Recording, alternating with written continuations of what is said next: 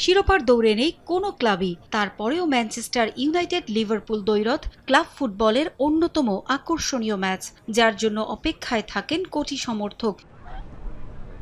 এবার old ট্রাফোর্ডে north West ডার্বিতে মুখোমুখি হবে দুই বৈরী প্রতিদ্বন্দ্বী। শিরোপার রেস থেকে ছিটকে গেলেও ক্লাবগুলোর সামনে সুযোগ আগামী মৌসুমে চ্যাম্পিয়ন্স লিগে জায়গা করে নেয়া। মাইকেল ক্যারিকের অধীনে বদলে যাওয়া এক ম্যানচেস্টার ইউনাইটেড অন্তর্বর্তীকালীন ম্যানেজার হিসেবে দায়িত্ব নিয়ে শুরুটা দারুণ করলেও মাঝে হোঁচট খায় রেড ডেভিলস। 4 ম্যাচের মাত্র একটাতে জয় পায় ইউনাইটেড, তবে টানা 2 জয়ে আবারও স্বস্তি ফিরেছে ওল্ড ট্রাফোর্ডে। আর একটা জয় পেলেই আগামী মৌসুমে ইউরোপিয়ান ফুটবল ফিরবে থিয়েটার অফ ড্রিমে। ইনজুরি ও সাসপেনশনের জন্য এ ম্যাচেও ডি লিট ও লিসান্দ্রো মার্তিনেজকে পাবে না ইউনাইটেড, তবে অনুশীলনে ফিরেছেন লুক শ ও ম্যাথেউস কুনিয়া। দুর্দান্ত ছন্দে আছেন ব্রুনো ফার্নান্দেজ। এ ম্যাচে 1 গোলে সহায়তা করলেই স্পর্শ করবেন এক মৌসুমের সর্বোচ্চ অ্যাসিস্টের রেকর্ড।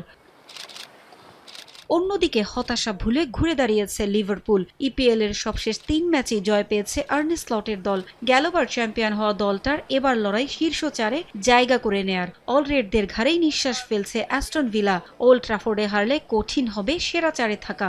দলে নতুন কোনো ইনজুরি সমস্যা নেই, খেলতে পারবেন না মোহাম্মদ সালাহ, হুগো একিতিকেরা। অতীত ফলাফল পক্ষে থাকলেও এবার কিছুটা চ্যালেঞ্জ অপেক্ষা করছে অলরেডদের সামনে। ইপিএলে 2 দলের শেষ 10 দেখায় লিভারপুলের 5 জয়ের বিপরীতে ইউনাইটেড জিতেছে মাত্র 2টিতে। পারভিন আক্তার, সময় সংবাদ।